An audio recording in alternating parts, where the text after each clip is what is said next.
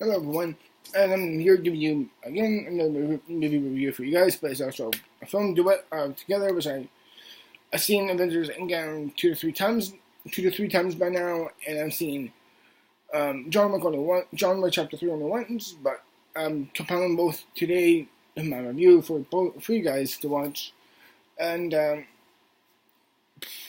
still going to kind of think which one I'll review first. I'm going to review, of course, I'm reviewing both back in this video, but I'll talk about John Wick 2, of course, John Wick 2, god damn it, John Wick 3, I think I've been on YouTube for so long, or at least reviewing this for so long, I think I've actually reviewed each John Wick movie, and that's quite something, because I think they're all really great, including John Wick Chapter 3, of course, this movie is directed by Chad Telesky, and of course he's directed the first two movies, he's back for this movie, and in this movie, is very much, after the second one, which he very much killed someone in the treasures in the place's grounds. He's basically on executing a counter mode. He's exiled essentially, and he's on a run. But they've given him like an hour. I think it's in exchange in the Continental. He's this bit run rules. He killed someone on the grounds. So of course, the manager of the hotel, in exchange, essentially gives him a heads up, and he's like, alright, we'll give you an hour starts. You better get going and running while people are going to get prepped up as soon as it reaches 12 o'clock at night. People are going to come after you and start to kill you, and there's going to bounty on your head. While he's doing that, he goes and meets Halle Berry's character, and Angelica Houston, and all these other actors.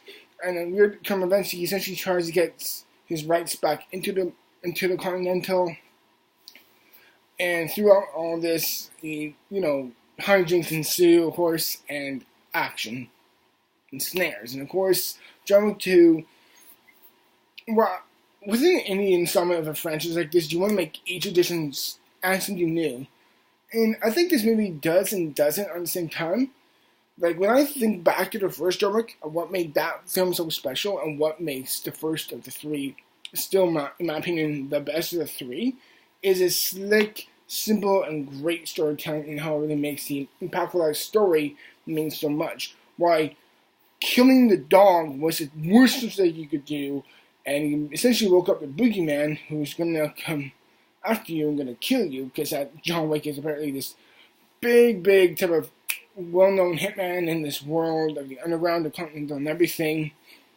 And how messing with him is kind of like messing with Boba Fett. It's like, you just can't do that. It's a bad mistake, and it may be the worst mistake of your life because it may pay you your own life. So, of course, it causes, all this, I love how in this movie they always reference the idea of like, all this is about a puppy, or all this is caused because of a puppy, or anything like that. It kind of these great little tiebacks to the first film,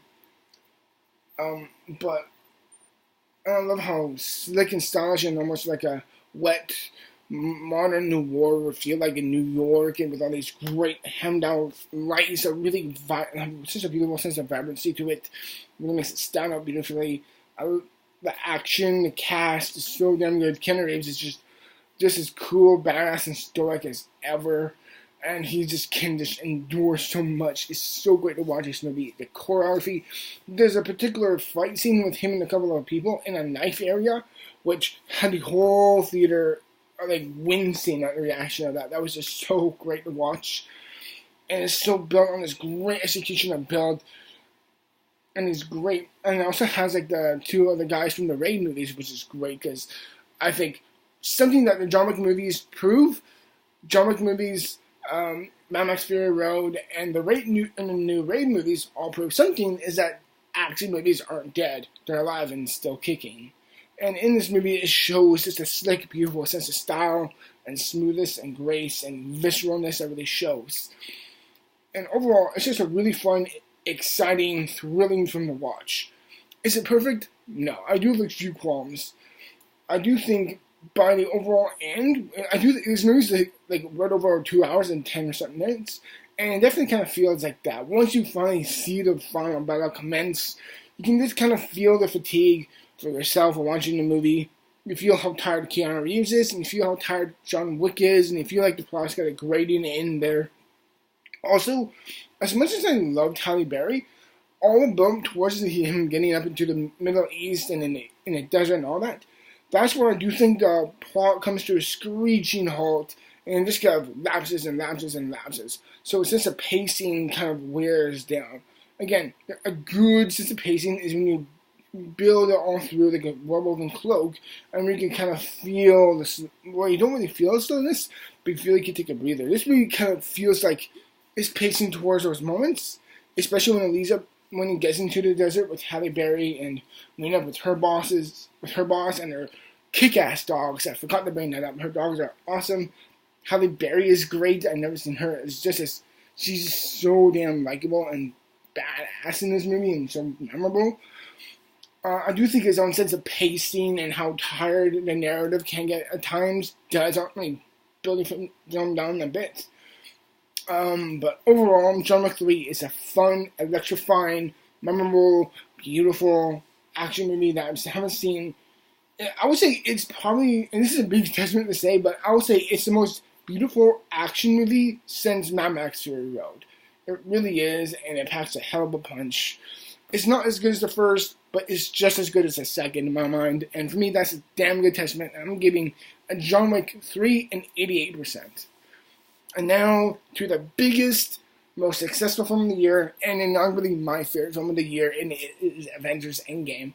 Endgame is, of course, the big culmination of the previous 21 expleted up to here now of the MCU movies, and it delivers on virtually everything. What I gotta say is what everyone else has already said.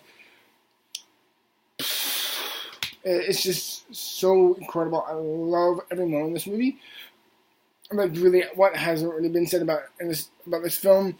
I will say my only one really big qualm with Endgame is this. And again, if you've seen it, I don't need to summarize the story or anything. I just need to tell you it's my favorite film of the year. That's really about it. But my one big qualm with Endgame for me is, again, I love these storylines that keep on going on like that.